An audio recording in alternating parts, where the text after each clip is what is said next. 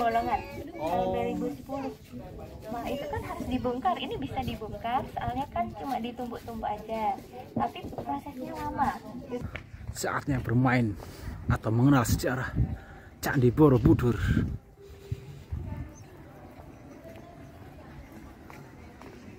Jalan kakinya lumayan, weh. Parkirannya di sana tadi. Sekali jalan kaki. Lumayan lah, belum bakar kalori.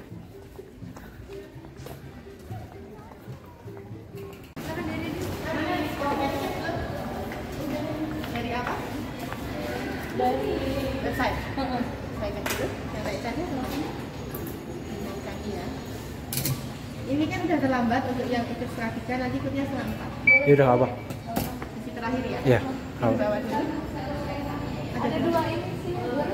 Total berapa? 6 orang. 6 orang. Berarti yang ini.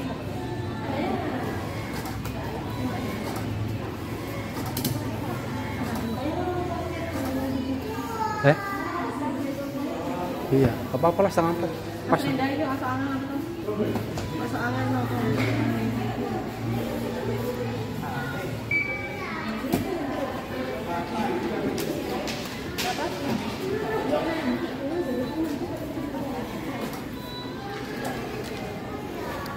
Tiket kamu aja pegang semua. Tiket kamu aja pegang.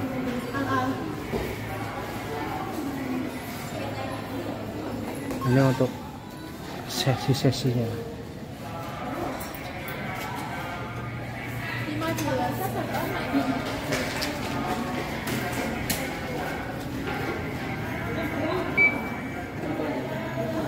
sama ada ini buat anak kan?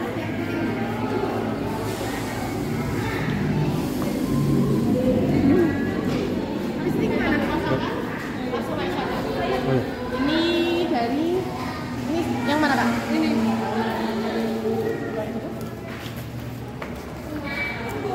Yang ini masih berlaku? Itu nanti perlu di scan di dalam. Oh gitu. Masih. Ini Bu dipakai dulu. Kira.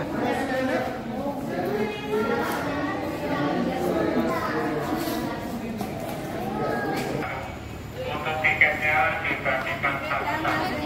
Setelah mendapatkan tiket langsung di-scan atau digambar pada kertas. Nggak usah ngantri. Ini langsung naik ya? Ada 10 pin. Jadi silakan cari yang nomor. Silakan digambar Dua. sampai terbuka pintunya.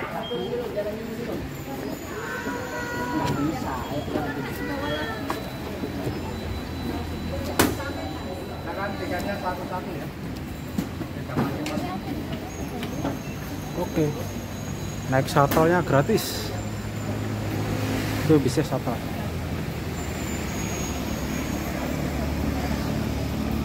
Tiga orang silakan. Shuttle-nya bisa dipenuhi, satu bangku untuk bertiga. Bersama nagosnya boleh berempat. Silakan. Nanti diantar menuju Pir. Pira, dada, sini.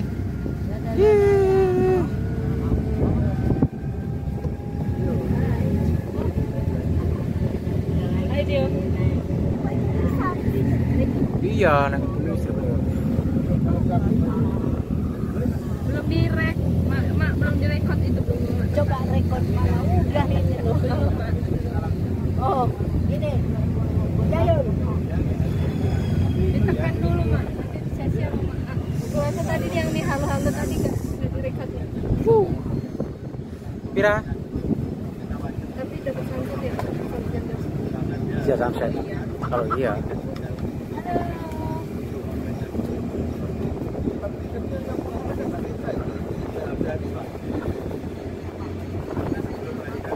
Kencang sekali.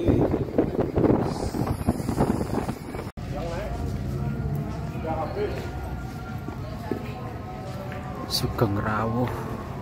Yang naik langsung masuk pintu kaca itu. Pintu Itu. Yang sesi terakhir ini. Oh ya. Ini lewat sini.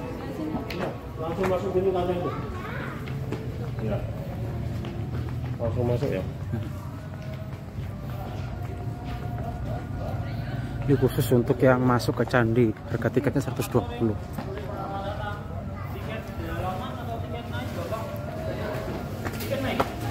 gelangnya. Jadi cuma ada pelayanan setelah pemberian tiket aja. Tanya pembantunya semua di dalam. Begitu. Enggak ada. Ada 5 orang. 6. Tiketnya ada? Ya, Ada. ada kota soalnya Pak. Sekali bilang belum bisa membantu. Ini untuk nomor pembantu katanya nanti mengikuti nomor 3. Ukuran sendalnya berapa? Yo sini ya. Maksimal di halaman sini. Saya 41. Tapi nggak bisa naik aja. Jadi maksimal di sini. 1 meter sama Berapa lagi? Sini tiketnya. 5. Ini dapat sendal. Dapat apa juga? Iya. Wih, lumayan. Cobanya sambil duduk ya. Ya. Berapa lagi? Ini apa, Pak? Ini buat taruh sepatunya. Oh, Berapa? Ukuran sandalnya. Oh, aku ini sebelumnya. 39. Kita udah bos 2 bulan sebelumnya udah Sudah semuanya. Berapa lagi? mau tahun Oh, kali. 4 tahun. 5 tahun, 5 tahun. Ya. 3, 4.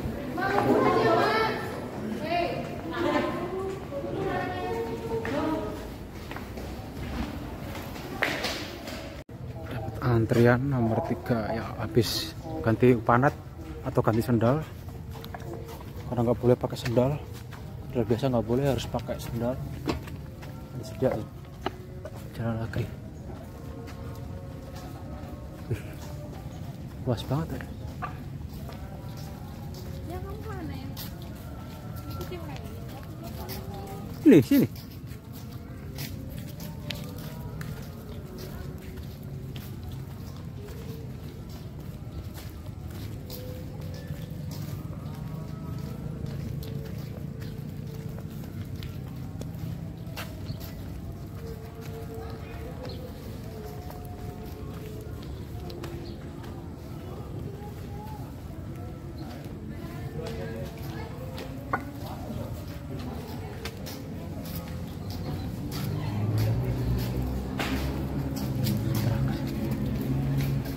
Kok yang 3:30 belum ya? Belum. Tunggu bentar ya. Nomornya ada? 3. Ya, Tunggu aja. tunggu dulu. Ya. Nanti kita panggil. Kasih lah ya. Nunggu dulu. Cepat cari tempat duduk. Kira seneng nggak? Seneng nggak? Senang.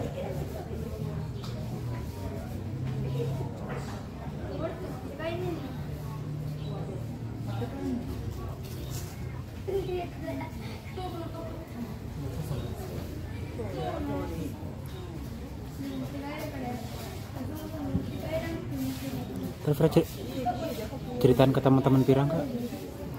Cerita teman-teman Pira. Kalau Pira habis dari Borobudur. Tapi Pira kan bisanya cerita yang serem. Kan nggak harus serem cerita. Emang yang serem nggak cerita apa? Yang serem nggak cerita apa? Kalau yang serem, tapi pokoknya serem banget loh ya cerita Pira itu. Ini cerita apa?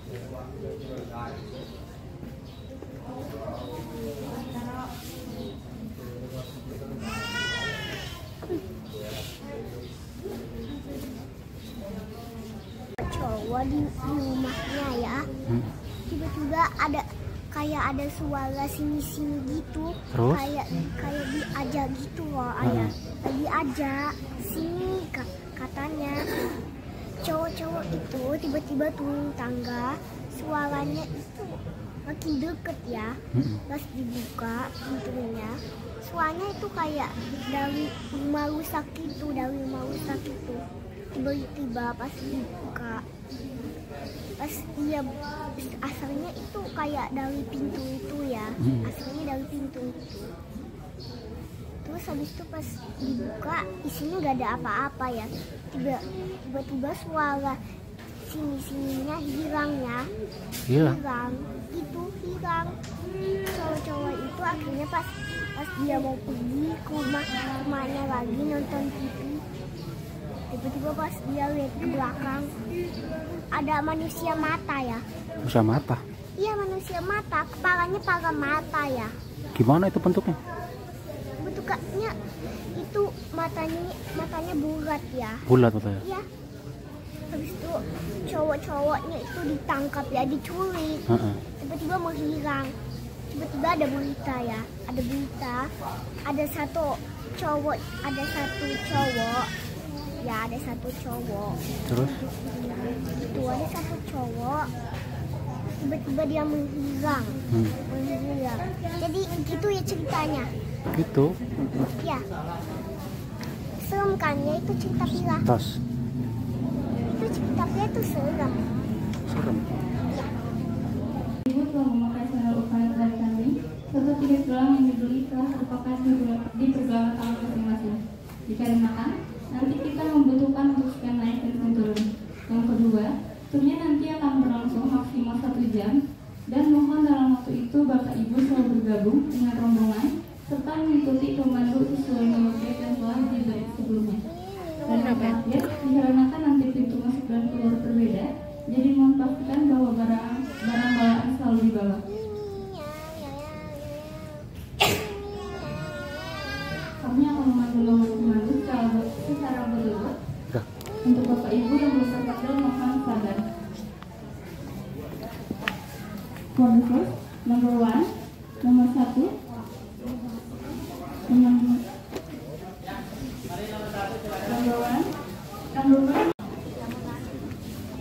nomor 3, pemegang kartu nomor 3, jangan lupa mengembalikan kartunya dan bisa bergabung bersama Mbak Sita sebagai komandan.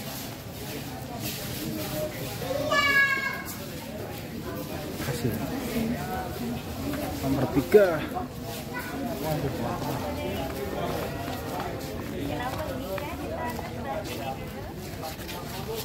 Ini ada tour guide termasuk sama tiket ya, jadi nggak perlu nambah-nambah lagi.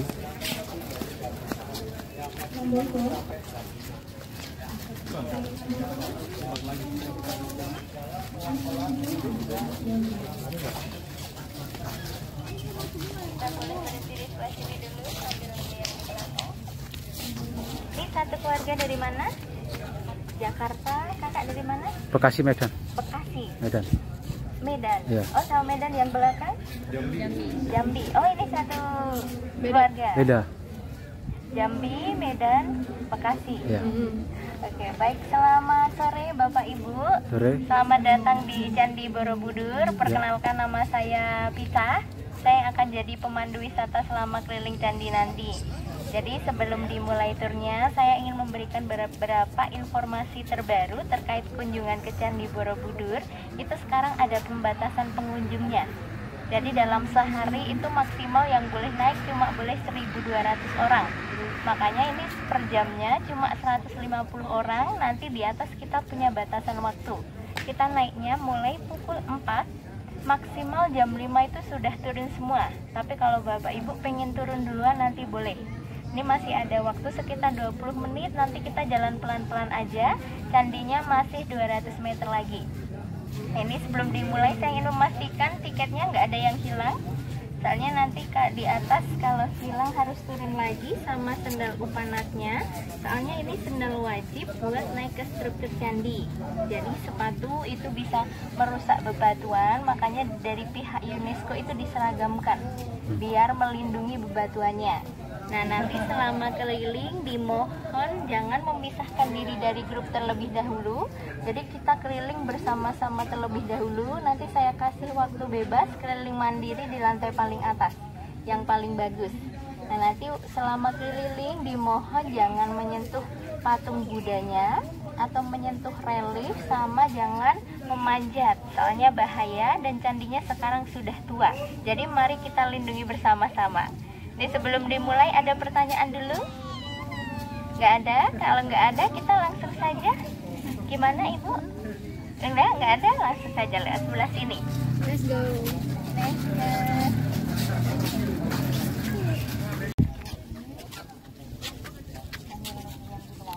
Jadi Bapak Ibu, ini nanti pintu keluarnya berbeda.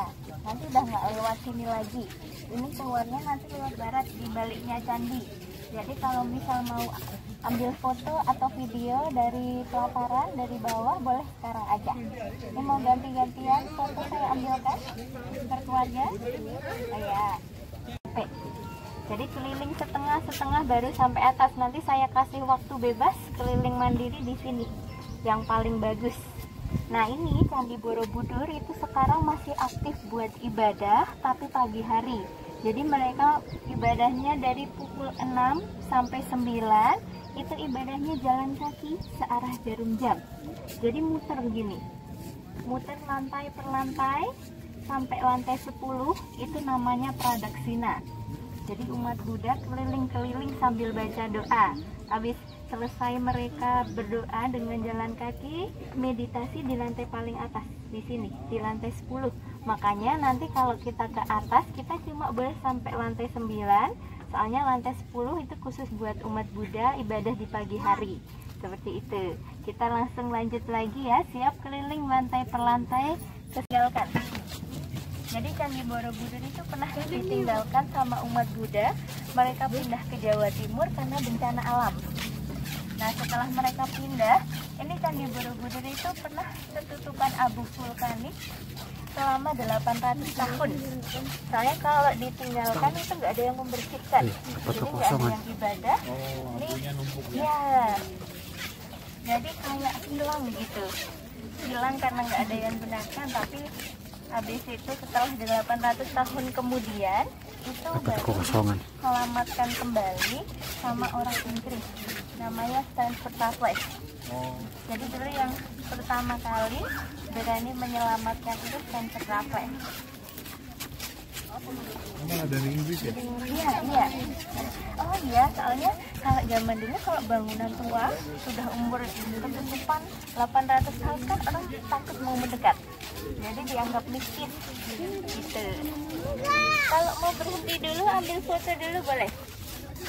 Terus silakan yang lain kalau mau ambil foto dulu sebelum naik. Foto lagi aku udahan ah.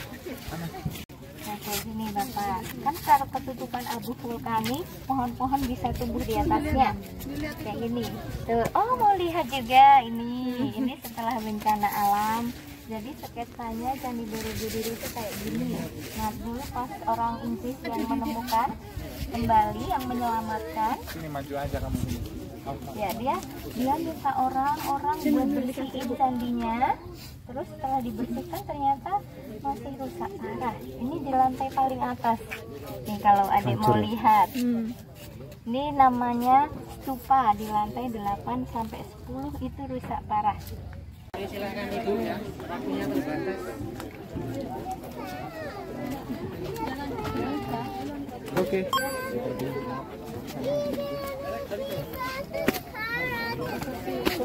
Wow.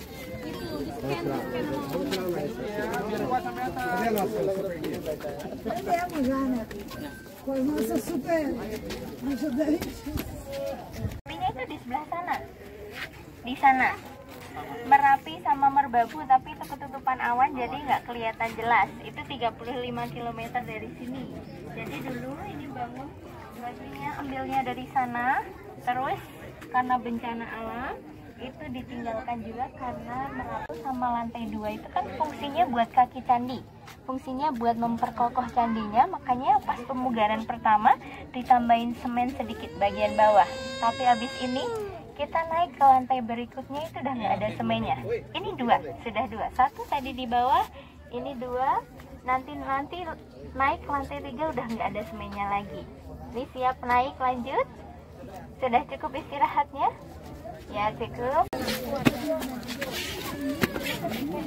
Kita naik lagi. अरे Rohit left right नहीं जाना है इधर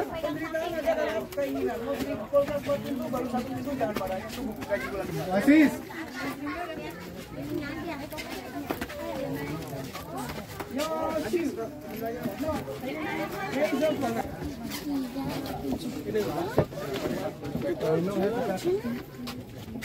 इधर आ इधर आ इधर आ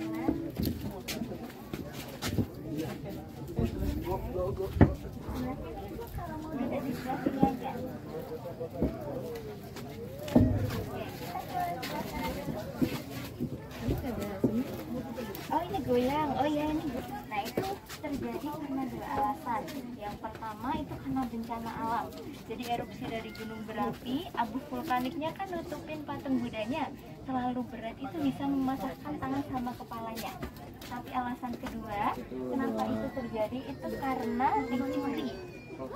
Iya, pernah dicuri. Jadi sebelum Candi Borobudur dilindungi UNESCO, orang kan datang ke sini tidak ada peraturannya. Jadi nggak perlu pakai tiket, naik aja. Nah, yang paling gampang diambil ini itu kepala Budanya. Kalau total ini patung Budanya, ya ini bisa dipatahkan. Ini kalau di total keseluruhan itu ada 504. Tapi 247 itu udah nggak berkepala lagi. Jadi setengahnya. Itu ada filosofinya, Mbak? Gimana Sang Buddha bisa reinkarnasi 504 kali? Oh. Jadi reinkarnasi. Nah, cerita reinkarnasinya itu sebenarnya ada di lantai 3 tadi, tapi karena itu terlalu penuh, jadi kita naik ke lantai berikutnya. Itu arti dari filosofinya 504 seperti itu. Yang hilang itu 247, jadi setengahnya. Nah, untuk patung Budanya juga ada artinya. Kita geser ke sebelah sana yang kelihatan ada filosofinya juga di sini.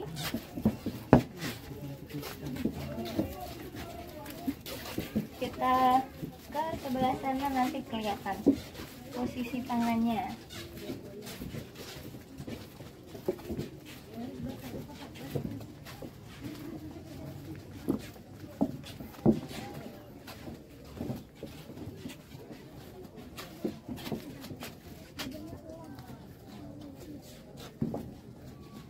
Nah, di sebelah sini yang patungnya masih bagus. Jadi 504 patung Buddha itu ada beda-beda posisi tangan. Bedanya ada 6. Nah, di sebelah sini kita lihat di sini itu posisi tangannya nyentuh bumi. Jadi dia kayak gini duduknya. Itu artinya Sang Buddha itu mengajarkan ke pengikutnya untuk ingat, kamu itu asalnya dari bumi, nanti kembali ke bumi lagi. Jadi jangan jadi orang sombong. Jadi humble aja, semua orang itu sama gitu. Nah, terus kalau Candi Borobudur kan bentuknya kotak gini. Ini sekarang kita ada di timur, sebelah sini. Kalau misal kita muter ke selatan, nanti patung Budanya kayak gitu, itu tangannya terbalik. Udah ngebuka. Jadi dari nutup ngebuka itu artinya Sang Buddha itu ngajarin untuk berdharma. Jadi nggak apa-apa. Jadi itu berdharma, berbagi sama orang lain. Ke selatan, iya, timur ke selatan ngebuka nanti kan.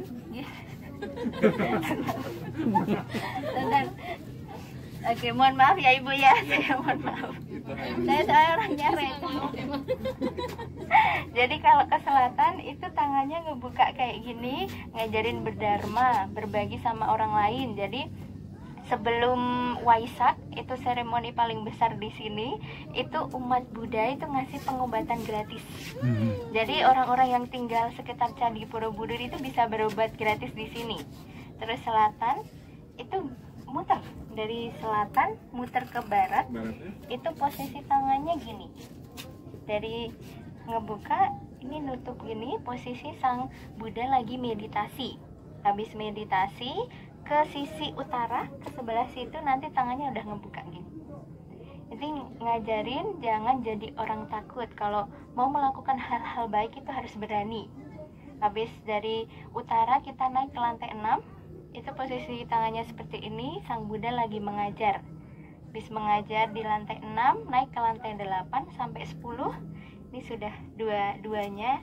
Itu gerak, itu artinya stabil.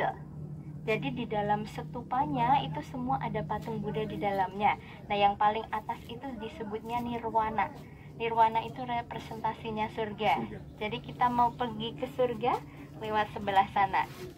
Ini yang cepat pergi ke surga, ke sebelah sini. Ya.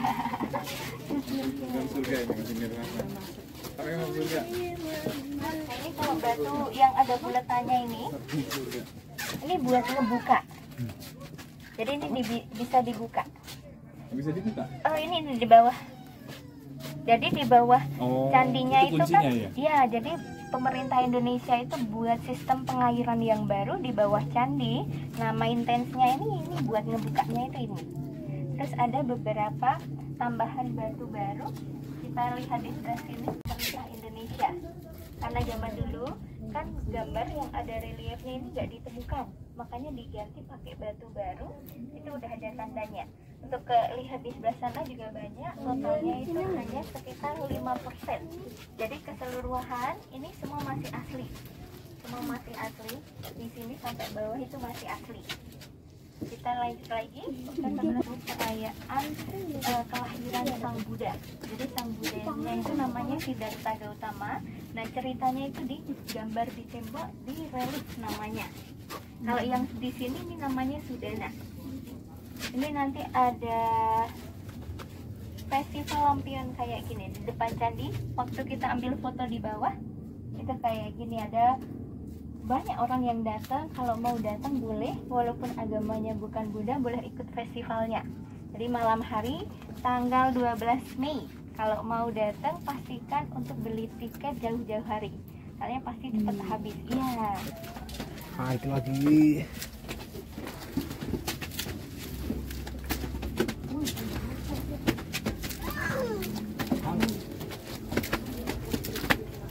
Patung singa.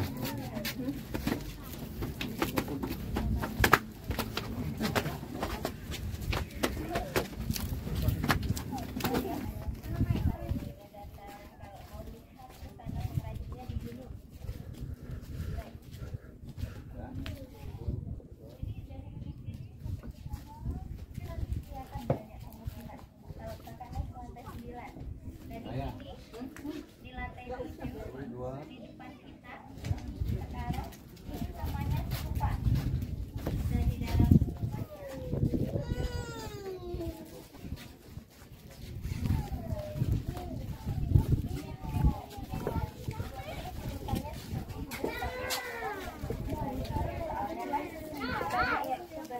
ini semua begini ya cerita gitu ya, pegang itu. Sebenarnya ada satu. Satu nih, Satu. Iya, ada di timur. Iya, namanya ke timur sana. Namanya Kunto Bimo. Nah, itu kepercayaan orang-orang sekitar. Jadi kalau bisa nyentuh patung Budanya, katanya minta apapun bakal kabul. Sama. Jadi semua isinya kayak gini, posisi tangannya sama. Nah, itu karena terlalu banyak yang coba nyentuh, itu banyak yang terjatuh. Jadi banyak yang terjatuh. Terus tahun 2010 itu ada insiden, ada ibu bawa bayi, dia nggak sadar pas nyentuh patung Budanya, anaknya itu kepalanya masuk ke bolongan.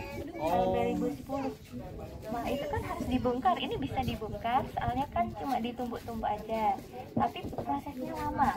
Terus kan bisa buat anak trauma juga. Jadi habis itu kita punya peraturan baru, semua nggak boleh marah-marah di dalam. Selamat ibu, selamat. Kita lagi atas patung ya. Iya. Nah, kita harus saling menghormati umat beragama lain. Jadi jangan dipanjat atau disentuh patung Budanya biar tetap awet dan bagus. Nah, di sini saya boleh kasih waktu keliling mandiri selama 25 menit. Ayo nangis, jangan nangis ya. Ya, udah.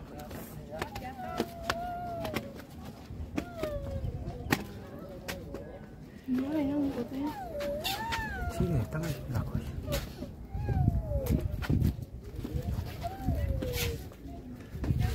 Ini bagus ya. Nih. Mana? Itu mak belum. Yang nggak mau belakang. Itu dulu kan berdesakan.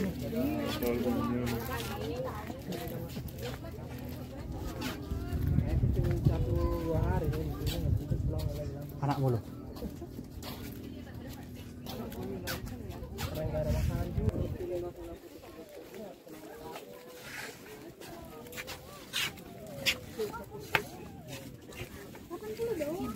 Kalau yang ini nggak boleh dinaikin ya, karena tempat beribadah mas ya. 10. Ini 80. Dia ada 4.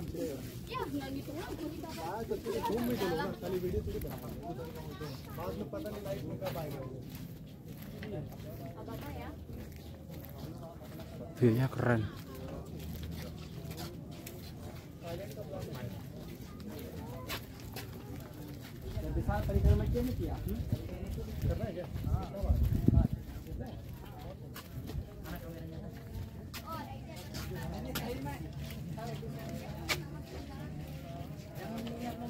Udah berdoa ya, jangan diganggu. Kita hormati.